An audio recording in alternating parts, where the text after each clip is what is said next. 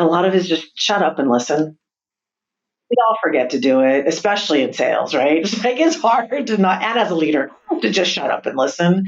Yeah, I still remember there was this negotiation author who did this whole book, and I was taking this class. It was an executive class when I was a partner at KPMG, and he was teaching this class, and you had three people negotiating. One person wanted the eggshell of the chicken egg, one wanted the white, and one wanted the yolk. And there was the person who was selling the eggs. And what you didn't realize is each of you needed something different, but you all wanted the egg. So you're bidding against each other when you actually didn't need to because you wanted different pieces of that actual egg. And he was one of the key lessons of that was stop talking and listen to what people are saying. What do they really want? What do they really need? What problem are they solving? And as the seller, what is it that they want to sell? What is the optimal outcome for them? And that night, I still remember I had a call with Google, and I went back up to my hotel room, and I'm on this call with Google, and I was like, I just need to shut up. And I sat and didn't talk for almost 20 minutes. It killed me. But I walked out of that with a $2 million deal. Welcome to the Rising Leader Podcast, bringing forth the new wave of rising leadership and helping leaders find purpose, connection, and results. This is your host, founder of Alluviance, Alex Kremer. All right, welcome back to the Rising Leader Podcast. And if this is your first time joining the show, welcome. We are so excited to have you. This is your host, Alex Kremer, and I am so excited for today's conversation. We have the absolutely wonderful and amazing Miss Anna Baird. So first off, Anna, what up? Good to see you. Oh, so good to see you too and hear your voice. It's been too long. It has been too long. Well, the good part about having you on this podcast is we've been able to have like a couple of conversations and text a little bit here and there. So I'm like, oh, what's up, Anna? So just as a little bit of background and introduction on who you are, Anna, you and I go way back, I guess, to 2017 when I joined Outreach as an account executive. I believe at that point you were the COO of Outreach, or were you yet the CRO back then? You were both the CFO, the COO, and the CRO, and I think you played every single type of C-level role at Outreach as possible. No, it was almost. You actually beat me by a minute because I joined in January of 2018, so I think you had joined right before that. I joined as COO. I did own finance. I was also the CFO, but title was COO and then CRO in 2019. So yeah, it was a journey. It was a journey. So you watched the growth, not just watched, you led the growth of Outreach from, below 25 million to up and to the right of 250 million and beyond. And, now you are a board member at both SEMrush as well as SeatGeek. You are operating partner at Madrona and limited partner at the Operator Collective. And I think what I really love about what you're doing now is you're working with CEOs and leaders at younger/earlier stage companies to really help them with their go-to-market strategies and all these different types of things. And on a personal note as well, I feel like whenever you and I would have a one-on-one conversation, it would always be scheduled for 30 minutes because you were back to back. But for some reason, they always went like at least an hour to an hour and a half. And I always left feeling like extremely energized, but also like, wow, we just talked about everything possible under the sun. And I always love the conversation. So I'm excited to like kind of have one of those, but record it for other people to hear and to receive some of the wisdom from you as well. That's awesome. No, there's mutual benefit in those conversations. So I kind of want to just, go back to at least when we initially met. So that 2017, 2018 era, when Outreach was very early on. We had just started to become kind of a product market fit. We just started to hit some momentum. We started to have our sales team be more invested into. You started to operationalize our business. And you grew that through many, many different stages, many, many different eras. And now at this point, you are spreading that knowledge and that wisdom to people who are doing that same path and that same endeavor as you.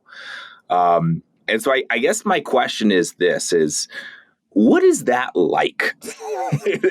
Like, it's one thing to be an account executive who's at a stage of company like that. It's one thing to be a frontline sales manager at a company like that who's going through that crazy growth. It's another to actually be leading the helm of it, to be actually, running it. So I guess it's a very open-ended question, but it's a purposefully very open-ended question of what's it like to lead a company that's going through this hockey stick growth like that?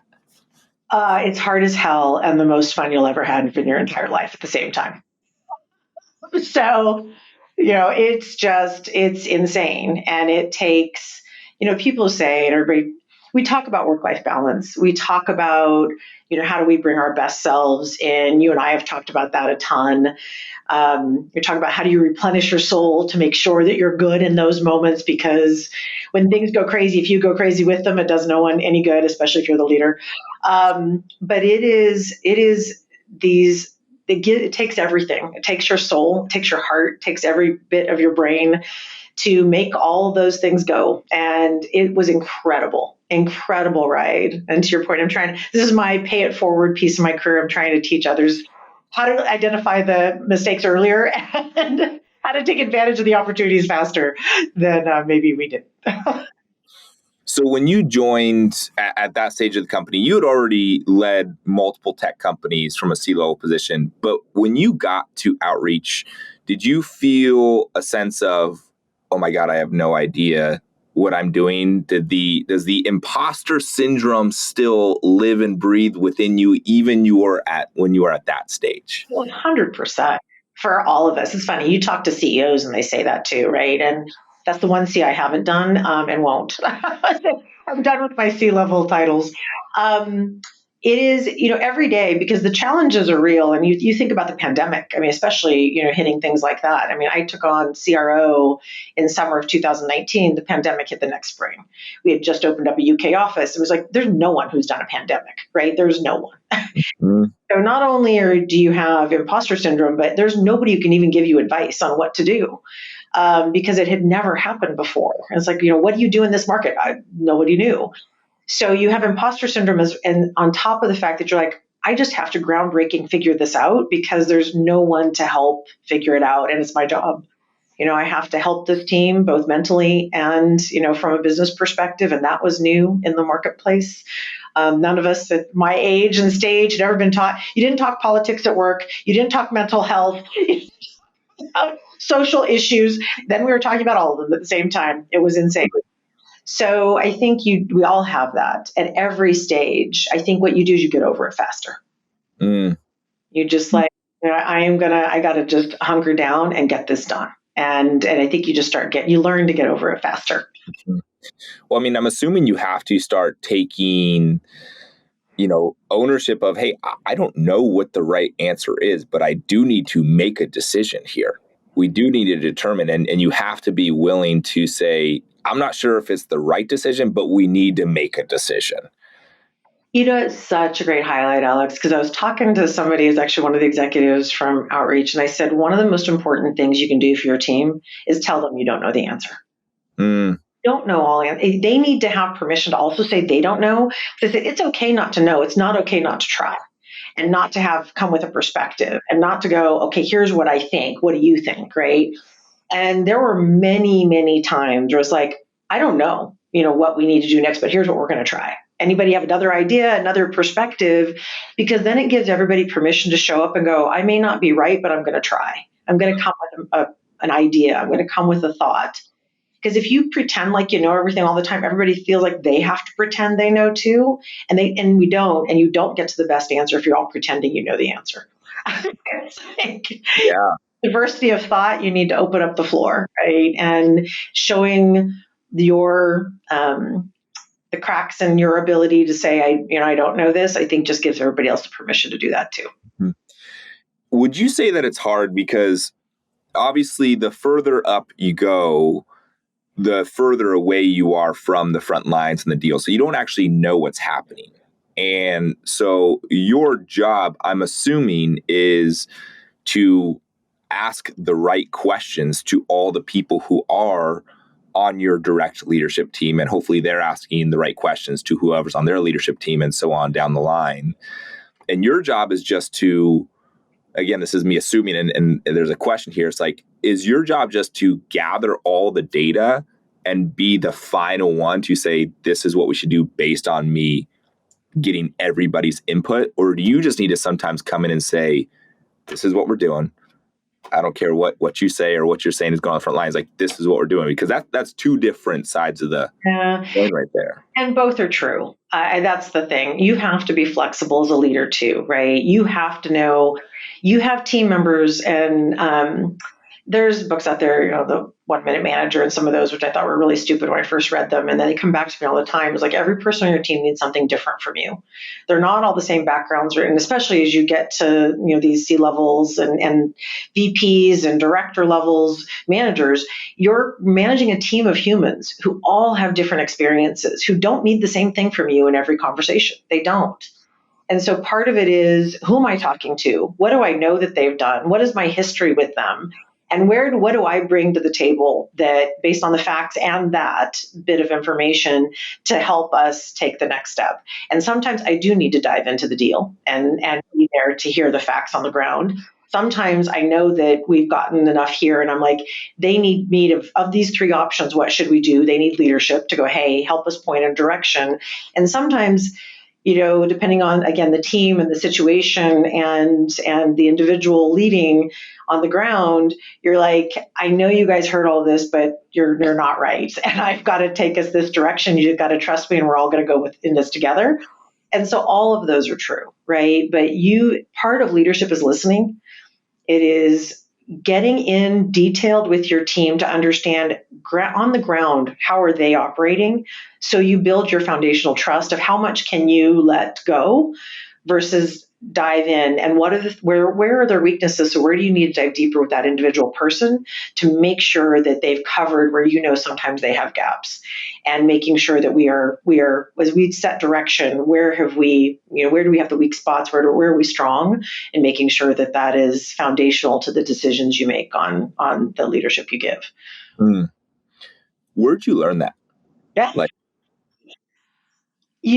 Did you have a specific leader that you're like, ooh, this is important for me to learn from this person? Is it just part of your DNA? I think, and it's funny, actually, Manny, our CEO, and I had this conversation a couple times. And you hear this in negotiation skill courses. I've been at Harvard and Wharton and taken courses from people who wrote books, and a lot of it is just shut up and listen. We all forget to do it, especially in sales, right? It's hard to not, and as a leader, to just shut up and listen. I still remember there was this negotiation author who did this whole book at Wharton, and I was taking this class. It was an executive class when I was a partner at KPMG, and they gave us this 6 weeks of time for executive courses at Wharton. And he was teaching this class, and you had three people negotiating. One person wanted the eggshell of the chicken egg, one wanted the white, and one wanted the yolk. And there was the person who was selling the eggs. And what you didn't realize is each of you needed something different, but you all wanted the egg. So you're bidding against each other when you actually didn't need to, because you wanted different pieces of that actual egg. And he was one of the key lessons of that was stop talking and listen to what people are saying. What do they really want? What do they really need? What problem are they solving? And as the seller, what is it that they want to sell? What is the optimal outcome for them? And that night, I still remember I had a call with Google, and I went back up to my hotel room, and I'm on this call with Google, and I was like, I just need to shut up. And I sat and didn't talk for almost 20 minutes. It killed me. But I walked out of that with a $2 million deal. And he just kept talking about what he needed and kept going and going. And it was a phenomenal lesson. But when you're a leader with your own team, it's the same. You've got to stop and listen and understand what are the real dynamics, and ask questions that are open-ended so you get a little deeper. And I think I'm a decent listener, but I also learned that in consulting. I was a partner at KPMG. I was in consulting. I did a lot of listening I had to figure out the project. I wasn't selling a product. I was selling a whole bunch of services, and we had to sell them and then deliver them. And it was just that evolution of stopping, going, okay, how can I help? So I've got to listen to make sure I understand how I can help best so that I can obviously sell the services we need to sell. So part of it was that, I think. But I also like people. I'm a people person, and I appreciate some of the differences. I grew up on military bases all over the world, very diverse. My stepfather was not a officer. He was an enlisted sergeant, drill sergeant. I can bounce a coin off of the sheets on the bed if you actually need me to.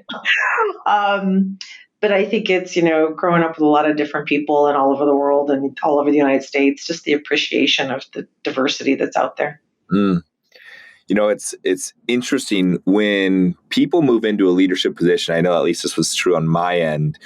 I was an account executive for a year at Outreach, and then I moved in to help to build out our SMB team. And I thought, okay, now that I'm in this sales manager role, I need to just tell everybody everything that I know.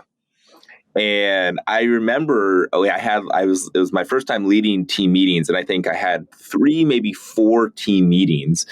And a majority of it, probably like if there was a Gong recorder or a Kaya recorder on it, it would say like 80% talk time is Alex. And I would get out of these meetings, I'm like, I feel like I talked about some really good stuff, but like it feels a little stale. And I still remember a guy named Vernie on our team came up to me after the 4th meeting. He's like, Alex, you open to some feedback?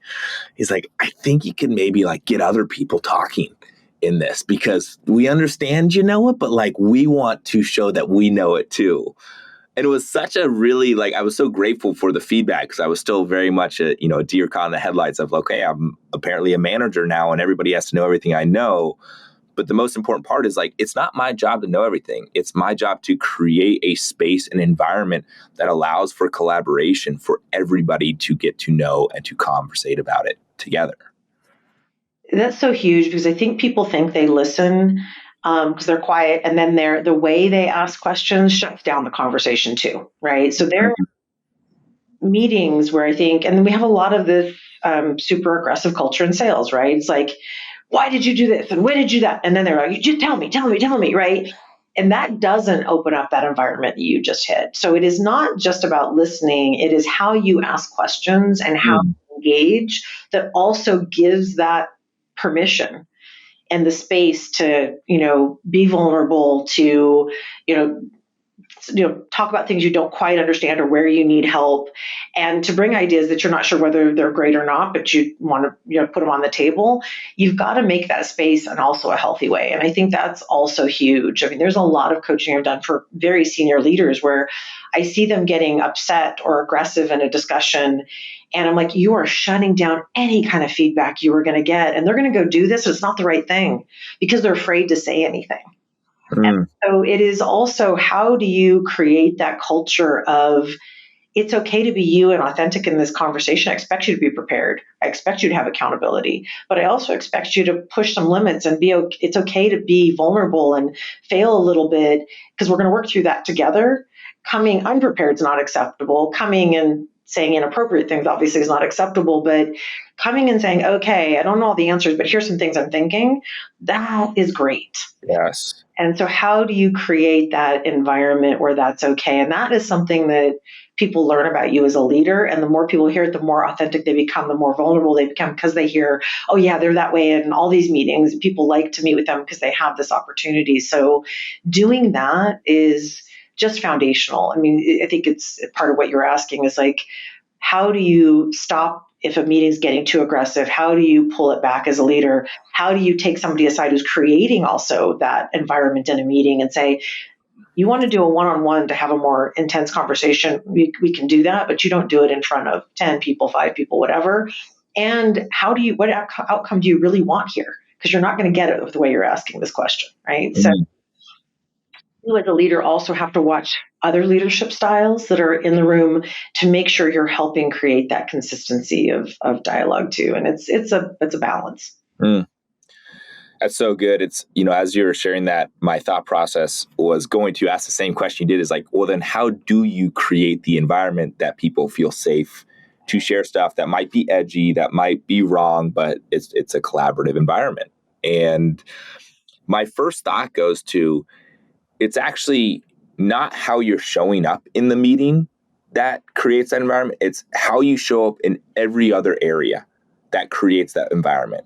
It's how are you showing up if you go into an office, how you just Do you give someone a fist bump, or do you just cold shoulder them as you walk by? Yeah. Is the Slack chatter going on quite a bit? It's even going so far as to say, that, are you using emojis? That just like express just like, I'm just normal. I'm a human being here.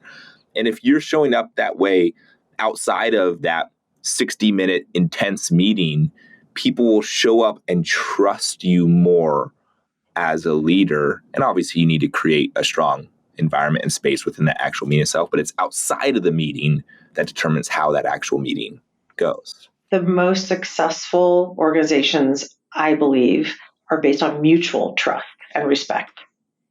And I tell people this all the time. You don't get results from people because you scare them or berate them, or you get results from people because they don't want to disappoint you, because they respect and trust you. And because you respect and trust them, they're going to go do their best work. And I think that is just so huge. You're right. It's every single interaction you have. It isn't the one, what you are in a certain meeting. It's what you are in every meeting. It's what you are in that interaction in the hallway. It's what you are when you happen to run into somebody at Safeway, right? Like, it's all of those things that make a difference. And it's just obviously foundationally, are you a good human being? Good human beings also can make great leaders. Good point. Got to bring all that to the table, though. Some people are afraid to. Oh, I can't be vulnerable. Yes, you can. People will trust you more because you work. Mm-hmm. I still remember it was like the heart of COVID, and we had an all hands, and Manny got on the all hands, and he said, hey guys, I just want everybody to know I'm struggling right now. And I just feel like it's important for me to share, like, I'm struggling, like, especially with my daughter being home, like all this sort of stuff. And I remember when he said that, I was like, oh my God, I can breathe. I was like, our CEO is struggling. Like, I can struggle. It's okay. And that just created so much more like trust in you and Manny and Mark and the entire leadership team, because he chose to admit it himself. Yeah. We're all human, and knowing someone is human lets you a little bit in, right? And so it is, we're all figuring this out together.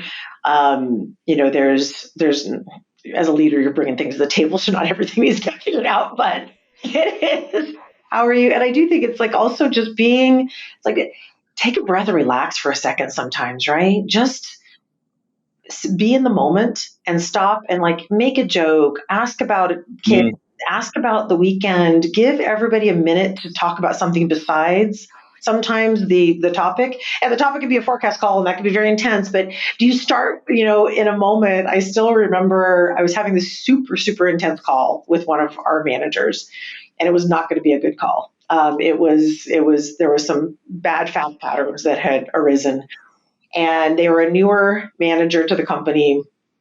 And I asked them to come prepped for this meeting to explain to me what happened. Their series of facts. And I said, what you're telling me doesn't make sense, so you need to go away and come back with a different story. And we're going to meet, and you're going to walk me through what happened. And here's the parameters that you're going to have to use to do that.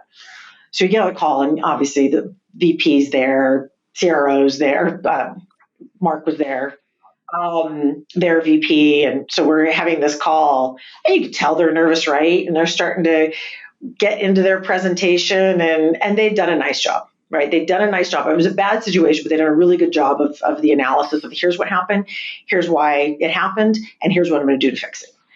And I stopped and was like, you know what? I wasn't sure if this call was going to be the stairway to heaven or the highway to hell, but that was way better than I thought it was going to be.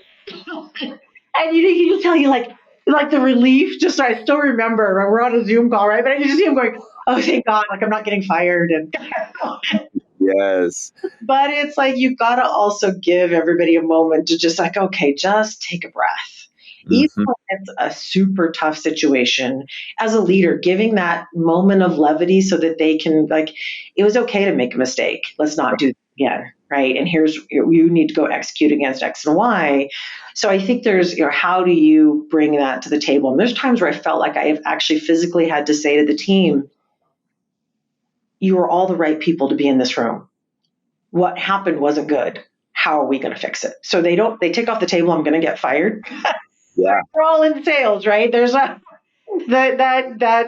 thing is real. The numbers don't lie. And so but how do you create a moment to go, I'm giving you, I need you to stop thinking about this. I need you to focus on what we're doing right now. I trust you. I believe in you. You are the right person, but let's figure out how we move forward. And I think sometimes that also we forget to do. Mm. So this is not a planned question here, but one thing about you that I've always admired is I don't know if I've ever seen you tired. And that's a hard thing to do. I mean, I get tired, just being on back to backs. And, I remember just looking at your calendars and it would be, 30 minutes, 30 minutes back to back to back to back. I mean, it was just insane. And every single meeting that I would have with you, you'd always come in smiling and you'd always come in with a lot of energy. And I loved it. And I was like, okay, I would always leave not drained. I would leave at a higher frequency or vibration. Are you just like that? or do you have like a coffee drip directly in your vein? Like what is it like? How are you actually taking care of yourself to show up from that energy? Because that's probably one of the most important things a leader can do is show up energized to a point, grounded, but energized. How did you take care of yourself and do that? It's a really good question, and you have probably heard me talk about this, but there's two things. Not every day do you feel that way. So I don't drink a lot of coffee. I drink 1 cup a day. So I'm not a big caffeine person. I don't drink Cokes. I'm not a soda person. So it's not artificial. there's no illicit drugs or. That was my real question. Is this artificial, this energy? We're going there. Now, I think there's a point in my life where, we all have to do this for ourselves. There are two things, I think, quite honestly. One is there have been times where I've been angry or upset or frustrated. And if you think about the drain that is on you physically, it is way harder to be angry, upset, or frustrated than it is to be happy. It is way more draining on you personally to be angry than it is on you personally to be happy. And so for me, there was a pivotal point where I'm like, I need to give myself that moment to I'm going to start this in a positive way because that is a way healthier place to be, and try not to let it go negative. Right. And it's that's conscious, I think, every day and every meeting and every discussion. It's how do you try to bring your best self? Because not only is that good for the meeting, it's good for you. It's good for your soul to be positive. It really is. And I also had, when I was a partner at KPMG, when I finally left, I was a senior vice president at McAfee. So we were a $2 billion public company when I went in, and they gave all the SVPs and above a coach. It was the first time I'd ever had a coach. And I still remember her name was Lily. She was 5 feet tall. She was a little spitfire. And she had me take this test called the Berkman. It's sort of like a Myers-Briggs, but it's 500 questions. It's insane. And we get to the next meeting and she's like, so how much were you outside this week? And where was music in what you were doing? I'm like, what does this have to do with me being senior vice president at McAfee? And she's like, Anna, these are the things that the Berkman showed me were things that you love art, you love music, you love being outside.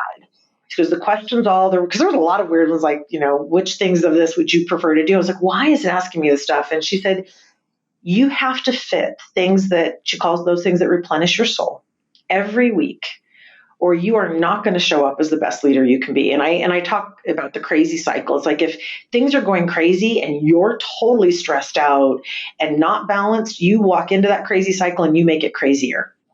And that is never, ever, ever healthy. You are the person that if the room's at a 10 of stress level, you are bringing it down to a 7. That is your job every time. You bring the stress levels way up, you're never going to have a productive meeting. And so it was, for me, I hike, I love to be outside, I love to cook, I do love music. So it's when I was working crazy hours every week, I was I have got to get outside and get a 5-mile hike in. And I would do it 3 times on the weekend. I'd get 3 5-mile hikes in on the weekend, just because sometimes during the week it just didn't work, right? Things were, as you know, mentioned, I was on calls at 6:30 a.m. and I was still on calls at 6:30 p.m. and there was no breaks in between. And so I got, how do I make sure social, I'm very social. So it's like I'd go hike with friends. So which was even better, right? So I got a twofer. But how do you replenish your soul so that you don't get caught up in the crazy cycle and you can help be the person that pulls people back to a calm place? Because with calm demeanors and our heads in a good space, you will come up with a much better answer way faster than you do otherwise. Mm-hmm. That is really good right there. And I love how you took a test to understand what that is, and it's evolved over time. It's kind of like the, classic statement of, if you don't have time to meditate, then you should probably meditate for twice as long as you have. I'm sure that's true. I still haven't learned how to meditate. That is on my list. It's on a bucket list. I've got to learn how to meditate, but it's totally true. You're doing nobody any favors, and you can't feel guilty about it. If you feel guilty, it's like, oh my gosh, I have 80 hours of work to do. I can't go to the gym, or I can't, go sit down and read a book for 45 minutes, or I can't, whatever it is that replenishes your soul. That's different for all of us. You've got to keep and maintain. I mean, I'm 55 years old and I can still hike 15 miles a week, no problem. And I think I have the same energy I had 10, 20 years ago. Mm-hmm. But so much of that is, how do you take care of yourself to make sure that you're not just there for your team, you're also there for your family and friends and other people too. Mm. So I want to ask this question, and it's kind of related to where I want to take this as well, especially as you are, mentoring and leading so many CEOs, within, your current role as board member, as well as operating partner and whatnot. What is your favorite stage of a company, first off? Because that's hard. I mean, you've been a part of every single stage, all the way up to public $2 billion companies. I mean, what do you think is like, ooh, this is a good one right here? I honestly I love you've gotten product market fit, and how do you build the infrastructure to grow? I always say being a founder is an incredible talent and skill set, because not everybody can create something from nothing, but not everybody can build. Once you've built something, how do you take it to those next levels? What's funny to me though is that you will see CEOs, CROs at different stages making the same mistake. So some people learn it earlier and get their arms around it. Some are later. Sometimes that's because of what was happening in the market or the economy or their own company or just their personal sets of experiences. So I see it sometimes I'll see it at a $25 million company, they have this problem, or a $10 million. And I'll also see it at a $700 million company or $1 billion that they're making the same mistakes. Because sometimes if you can, when I was at KPMG, I was the global lead partner on Google, and Google made a lot of mistakes when they were huge, because cash hides a lot of sins. They didn't have to figure things out because they had so much cash pouring in. That's a really, really, I guess, kind of a great problem to have. I just said that. I'm not sure I believe it, but so much money, your problems don't even matter anymore. Right? No. The problem is when the market goes south or you don't make as much money, all those problems get shown. It's like the waves go out and you see who doesn't have the bottom part of their bathing suit. Exactly. So I've seen it at lots of stages. I think the thing for me that is the most fun is they've realized they need to make a change, or they realize they don't know what they don't know, and they're asking for help. And when you stop and ask for help, that's huge. As a leader, to stop and go, I don't know how to figure this out. It's okay to ask for, again, back to what we were talking about at the beginning, right? You've got to be humble enough to go, you don't have to figure everything out. You are reinventing a wheel. It's like there's a lot of people out there who've done this. And the ones who are kind of going, okay, I'm not going to try to figure out this wheel by myself. I'm going to bring some people on board to help me. That's honestly the most fun. When they stop and call you and go, okay, I've got this thing and I just want to bounce it off somebody else. That is the most fun to me, because that's when you can really help, because they're actually listening, and are stopping and going, okay, I need to both learn something that I don't know maybe, or at least validate what I'm doing with some other people, in an ecosystem who've been through this. And I think that's where we all benefit, right? Again, that's that diversity of thought.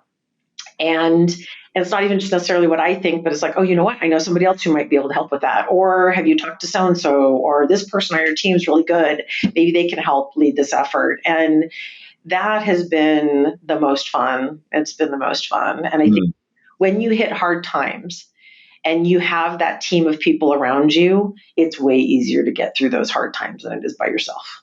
Yeah. Well, I think it's interesting because so you are speaking with CEOs, all across the board. That's a big part of what your role is now. Correct me if I'm. Yeah. Oh, that's absolutely CEOs, CFOs, and CROs. That's where I'm spending my time. And I'm assuming that for many CEOs, especially if they were the founding CEO, that thing is their baby. And even to a point, a lot of their identity or self-worth is tied up in the success of that business. And if people don't like it, it's not that they don't like their platform or product, they don't like them. That maybe could be what they're taking. And this idea of almost like a flip of the leaders of saying, okay, I am choosing to not just do this on my own, not just to, have all these problems be my problems and I'm just going to figure them out. I'm just going to grind through it, but actually be open to it. That's a defining inflection point for a leader in their growth as well as their maturity. When you are speaking with CEOs, CROs, COOs all over, what are some of the most common things that you are seeing right now? Because we are, we talked about in our last conversation, we're at such an interesting point right now within technology, AI, you mentioned earlier, social issues. I mean, the list goes on. Mental health is a main topic all the time. The new type of leader that businesses in the world seem to be asking for is not the same type of leader that has gotten us to this point today. Yeah. And so what are you seeing? Like when you go and you talk to these people, what are they struggling with? What do you feel like they're needing the most? What is the world asking for, I guess? Yeah. I think right now, and it bums me out a little bit, I'll be honest, because when the market turned, and that was, early last summer, and we started to see things, hit in a negative way with obviously budgets getting tighter and CFOs getting involved in conversations and all that. And for some companies, it hit later. It depends on, what industry they were in and how much, COVID had lifted their sales versus, reality of people going back and shopping differently and that sort of thing. So everybody's business hit sometimes in different ways. And all of them, a lot, and I'm not going to say that, not all of them, a lot of them. And their first reaction was, my team is screwed up. And they get angry because it is their baby, right? And it's like the baby didn't fail, something else failed. What failed? And I think that there is, and it's hard as a leader to try to separate out the market from your team. Because to your point earlier, you're not in everything anymore. And especially as the company's grown and you look at those founder CEOs in particular, they were there from day one at every single detail and they knew it and it made them comfortable and that was a zone they felt good in. And all of a sudden they're handing it off to all these different leaders taking over those pieces of the business. And it's scary, first of all. So you have to realize these people are scared and they are trying to understand. So they start diving in deep because that's what they know how to do because they remembered the details, except the details don't look the same anymore.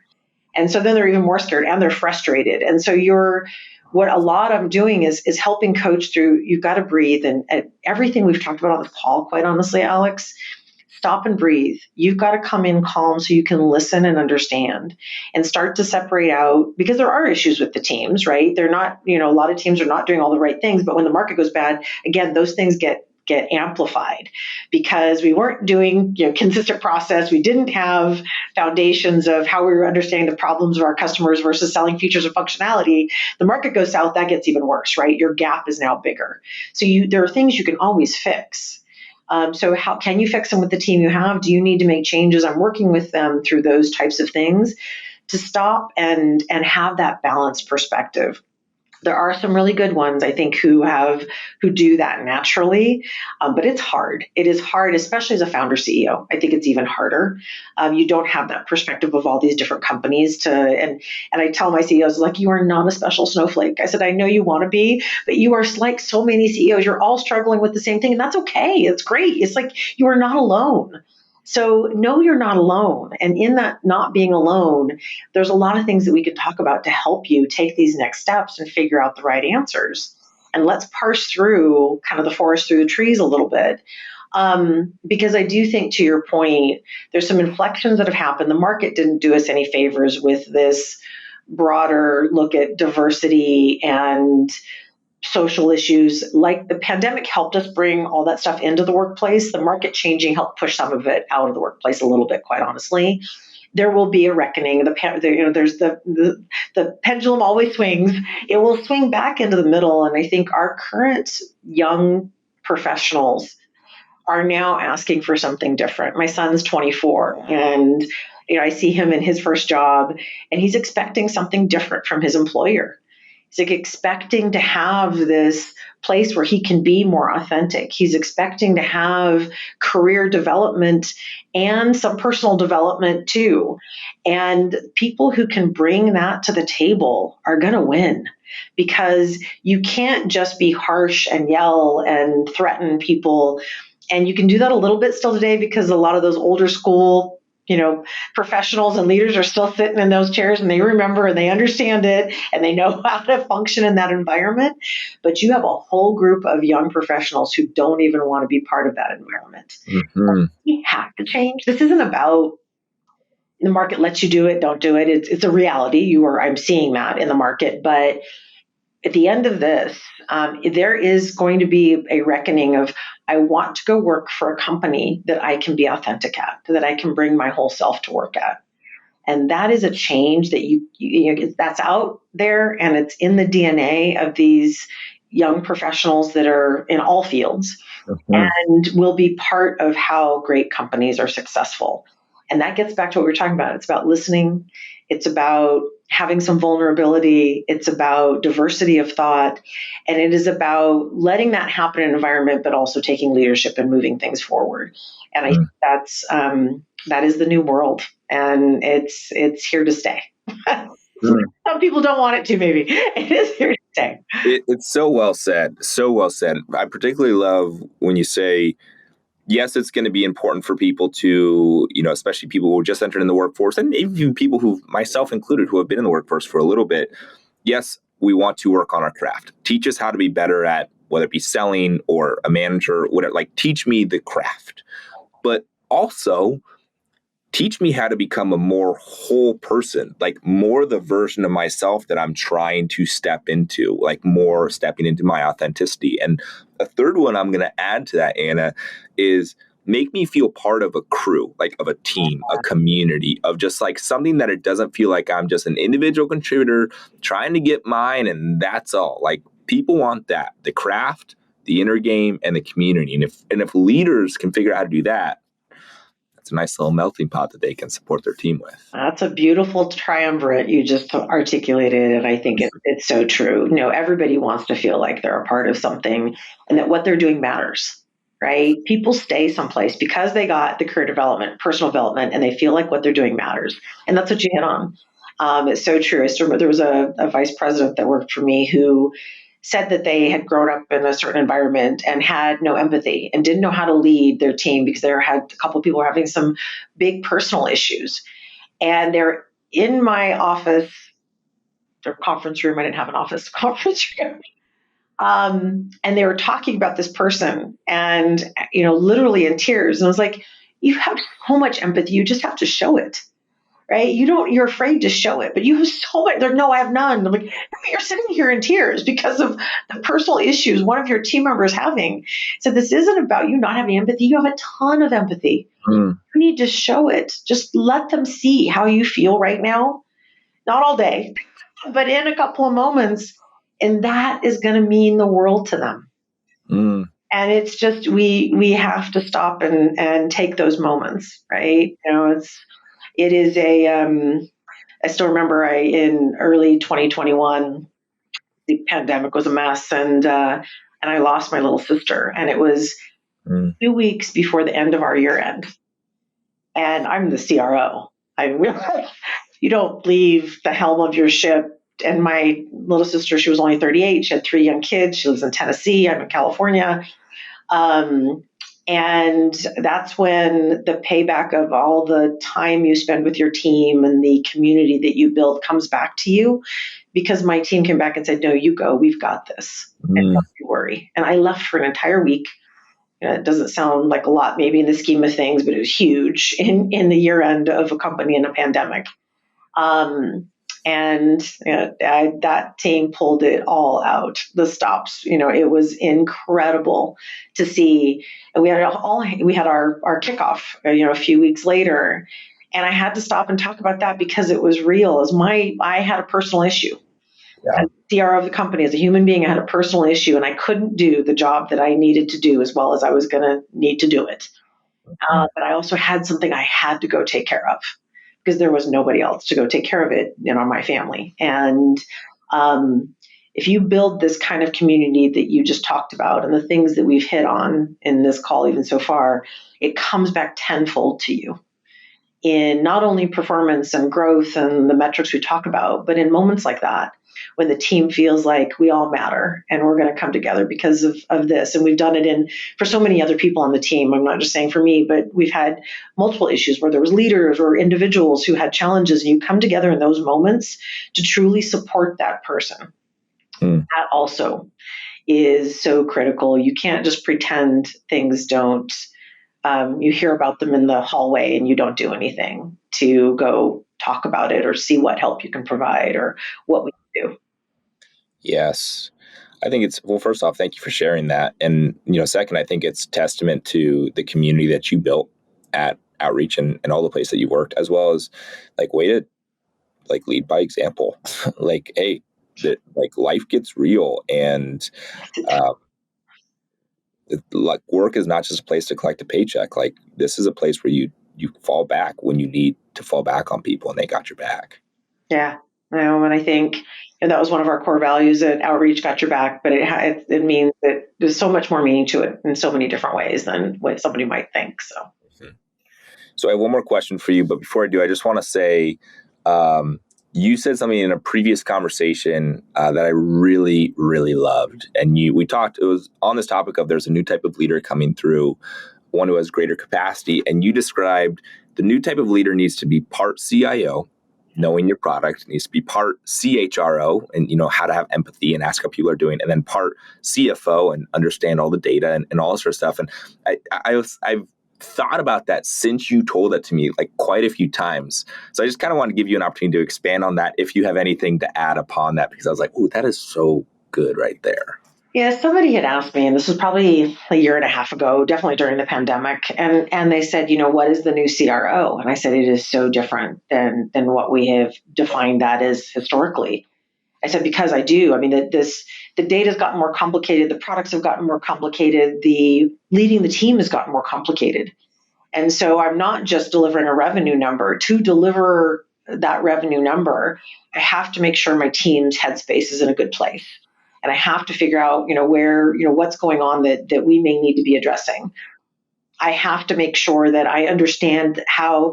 I'll take the CIO piece, because the CHRO is the mental health of my team. And are we in the best place we could be to try to make sure we're addressing what we need to address?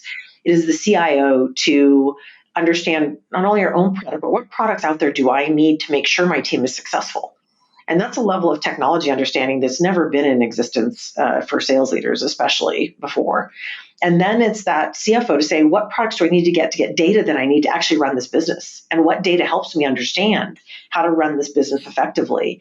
And so it is this ecosystem of skills that is not just I know how to close a deal. It is how do I make sure all of those things are in play to run a successful organization? And it is a new era.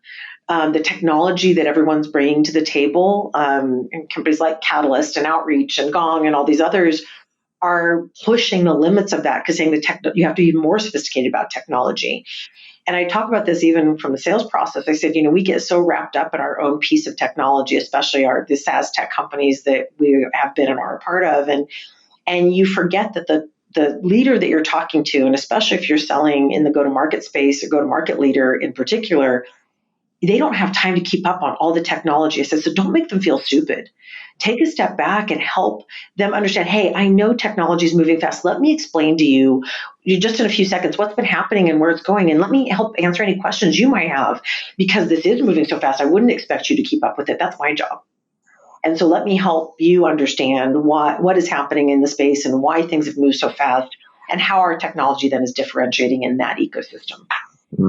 So it's this multi-pronged way of looking at it, not only who you need to be, but who you're talking to, what the expectations of their role are, and where you fit into that spectrum. We all like to think we're like top of mind for all the people we sell to all the time when you're like, if you're lucky, 10% of any thought they had that week.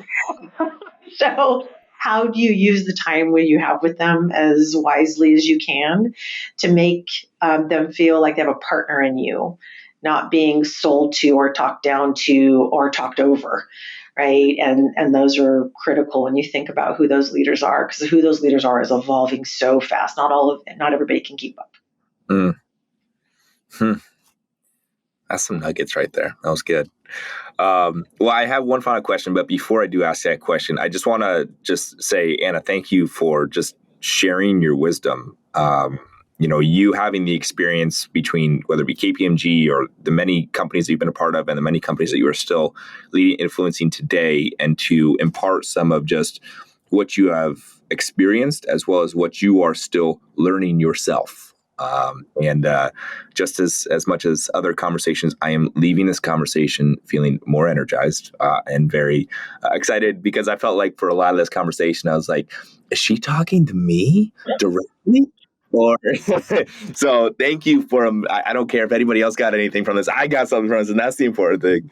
But on the real, so thank you for that. My last question is this, and I'm actually going to adjust this final question just a tiny bit. We have a lot of aspiring leaders who listen to this show, account executives, SDRs, and we have a lot of first-time leaders on this show as well. And you are someone who obviously has a lot of experience leading and seeing those people. And so my question is, what do you view as the rising leader? And is there a way that you can relate that to the people who are those SDRs, AEs, or first-time leaders who are wanting to aspire and to move up? Yeah, it's such a great question. And I think, we've talked a lot about you need to make sure you create an environment that is healthy for people to bring their authentic selves. So I think that's foundational. And you need to make sure you're doing that by listening, by being vulnerable, but also don't forget the details. Like there's one of the things I think that happens in a crazy environment, and as you're aspiring to be a leader, is make sure you are also doing what we talked about. If you are coaching your team to help them be their best professional self, like we talked about, you're creating and their both best personal self, and you're spending that time, you'll understand what they're doing on the ground to know if they are effective in how you coach them next, which then makes your team more successful, which makes you a better leader, right? So you have to make sure you can't let the details just go and assume they're doing all the right things. It is your responsibility as a leader to validate, it's like trust but verify. You can't help coach on all those other things we talked about, on the professional, on the personal, on the, the building community piece, if you don't understand what's going on. And the best place to do that, if you understand the foundations of what's happening with your team, you can be a way better leader. And I've done that better and worse at times in my own career. And I would say that is one thing, never let it go. You can build those foundations, but always go back and make sure it's like, am I still understanding it? Are things still functioning that way? And if you're doing those two things, building that personal, professional development in that community with your team, and you're going in and validating and creating consistency in process and consistency in understanding how they're working and what they do day to day, you put those two things together, and that's magic.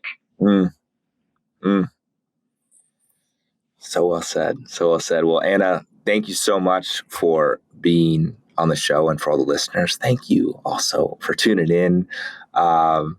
Please make sure you share this with anybody who does need to hear it. And with that, Anna, thank you again. Wow, so awesome to spend some time with you. Thank you. Always here to help. Thanks for listening to the Rising Leader Podcast. Make sure you hit that follow button so you get notified every time a new episode releases. If you know someone who wants to take their lives and their career to the next level, send them this episode so we can all rise together.